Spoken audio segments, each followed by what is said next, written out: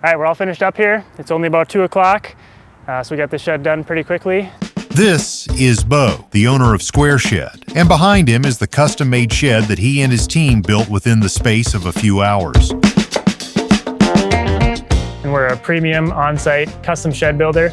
We are based out of Fargo, North Dakota, but we are looking to expand within the next year and open a second location in North Carolina. He let us tag along on one of his builds to walk us through his process and give some insight into how he's built a fast-growing shed business. Some of these tips will save you hours on your own build, so make sure to stick around.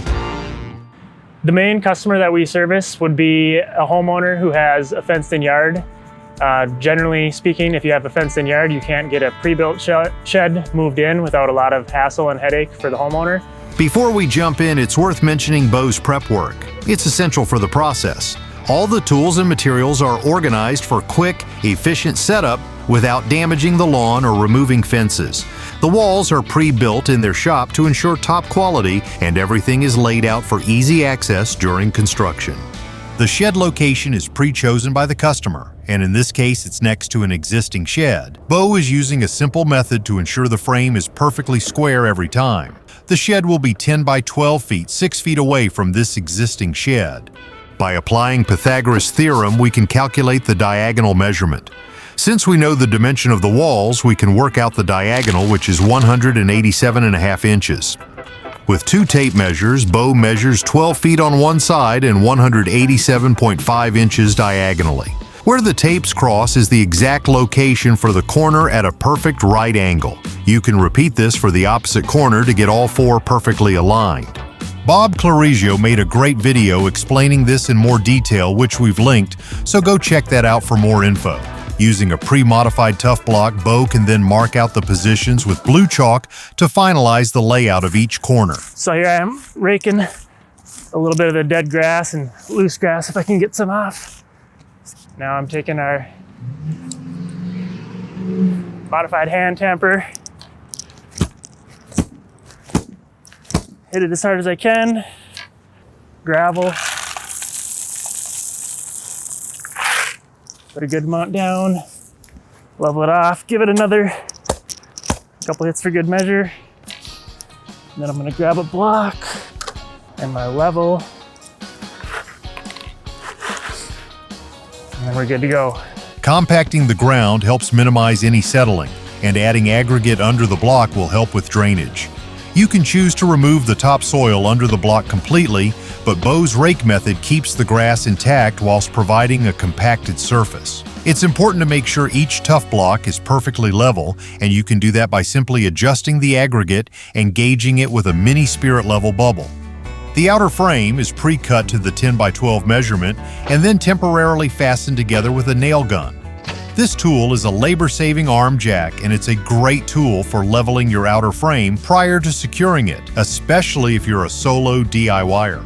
Once the outer frame is level, they can then measure the height required for the 4x4 posts and cut those to length, always starting with the highest point.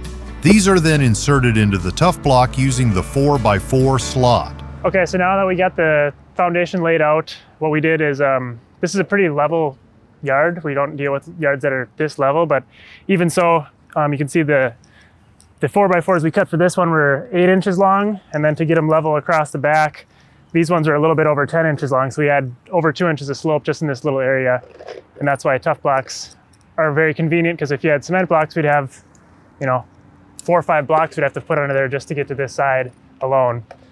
So now I'm going to be putting in some big lag bolts through the floor joists into the 4x4. On the corners, we like to put 4 legs to hold the walls nice and tight, or the floor nice and tight.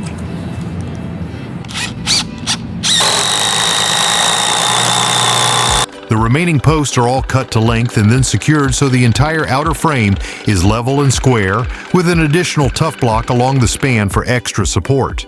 Here they're installing duckbill earth anchors to keep the shed secure in case of high winds. You simply hammer them into the ground and pull on the cable to lock the anchor down. To check the deck is completely square, you can measure from corner to corner, and if square, both measurements should be equal. Beau gives the okay and the earth anchor can be secured to the frame. When building with the floating foundation method, it's crucial to account for uplift in case of high winds. The joists are delivered straight to the customer's home, which are cut to length on site, and then measurements are taken every 16 inches. Beau is also securing down another earth anchor on the opposite corner of the frame. They use galvanized 3-inch framing nails working in tandem to secure the joists along the 12-foot outer joists. You want to make sure the joists sit flush and not poking above the outer frame height. Once the frame is complete, Advantech OSB subflooring is placed on top, which are pre-cut to length. These panels slot into each other with a tongue and groove design so there are 0 gaps in the floor. They're squeak-free, moisture-resistant, and incredibly strong, which is great for storing a ride-on lawnmower. The main key aspects of TuffBlocks that I like when using them are, it's 3 parts. The first part is the efficiency at which we can get the shed base leveled. Using TuffBlocks, we can get a shed base built and leveled off in probably 30 minutes, depending on the conditions, versus with cement blocks, you're talking at least an hour's worth of work. So cutting off that half hour, especially to start the day, really makes a big difference. The second aspect would be that we can use them on more uneven terrain, different yard slopes. This yard we got here today is pretty even, so it's not a great example, but some of them have a big slope in the back, and it's a lot easier to level the base using TuffBlocks. It would be almost impossible in some cases to use cement blocks. And the third aspect that I like TuffBlocks is because as a business owner, I have some employees, and using TuffBlocks is much easier to train my employees to get the shed level than if we were to try to use cement blocks. It's a lot more user-friendly for people to pick up on. Beau has modified this dolly, which allows them to easily wheel in the shed walls. This system means all they require is a 24-inch gate to get on site with all their materials. They brace the walls temporarily to keep them in place, starting with the back wall, and if it's a windy day, they'll add a few more just to be sure. The second wall is attached, which includes the door that is pre-built into it. Once the double top plate is fastened, this ensures the shed walls are secure. The final wall is attached, and once fastened together, the bracing can be removed. So here we are now, we got the walls set in place. We like to pre-build our walls in our shop space. It's a lot easier and more efficient to build them in a controlled environment. We can do it faster with a better quality control. So we carry them in place, and now the guys are working on setting up the roof trusses, and then after that they'll get to work on building the roof. The roof trusses are pre-cut in the shop using jigs and then assembled on-site spaced at 24 inches on center with half-inch OSB on top. They distribute the weight of the roof evenly and provide strong support, which is very important if you live somewhere with heavy snow or high winds. The eave is installed onto the side, and the trusses are fastened securely down with a long lag screw onto the double top plate. With the trusses secured, the roof sheathing can be laid down, which is secured into the trusses along its length. Now it's onto the roof rake and eave, which play a crucial role in directing water away from the shed. Excess material is removed, and then 2x4s are temporarily fastened, which allows the eave to be moved into place. This allows them to fasten the eave to the shed so it's completely flush to the side, and also fasten it from the inside with some lag screws. They also install a white aluminum drip edge, which protects shed roofs by directing water away from the fascia and preventing rot and water damage. Here they're installing a heavy-duty ramp, which is an optional add-on.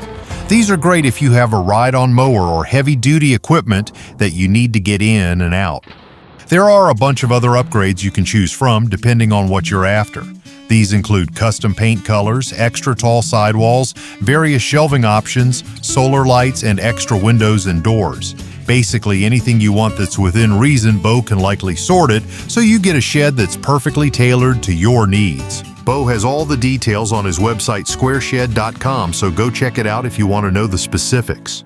A touch of paint is carefully applied where needed. Beau has a detailed checklist to ensure every part of the shed has a smooth, polished finish with close attention to every detail. VB Shield slip guard is rolled out onto the roof, which provides an extra level of waterproofing and provides slip resistance when installing the HDZ shingles. This is another custom choice where you can choose the color of shingles, and most homeowners go with a color that matches their house. Here they're cutting a hole for a gable vent. These come standard with each shed and they're great for providing ventilation. Now onto the windows. The windows are pre-marked ahead of time so they know exactly where to cut. They drill holes at the corners, and once there's enough space, use a cordless reciprocating saw to cut to the proper size, finishing by tidying up the edges. Silicone caulking is applied and the windows are slotted in with trim added around the edges. Extra silicone is added to the trim to keep water out. Window shutters are an optional extra here too, if that's what you're after. There are some final touches to finish the job, which include adding trim, fastening the door securely, adding the remaining shingles, and adding on the locking T-handle which comes with every shed. And that's it. With the shed done, all that's left is to clean up and pack away the tools. And after all that, there's no damage done to the lawn or the property, and the homeowner can enjoy their brand new custom shed.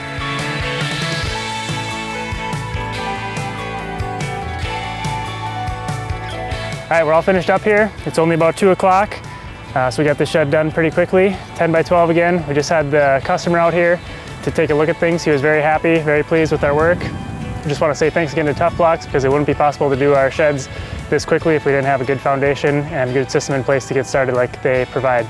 Thanks for watching. We hope you found this useful. If you want Beau's team to build you a custom shed, reach out to his team at SquareShed.com. From the Build Tough team, we'll catch you on the next one.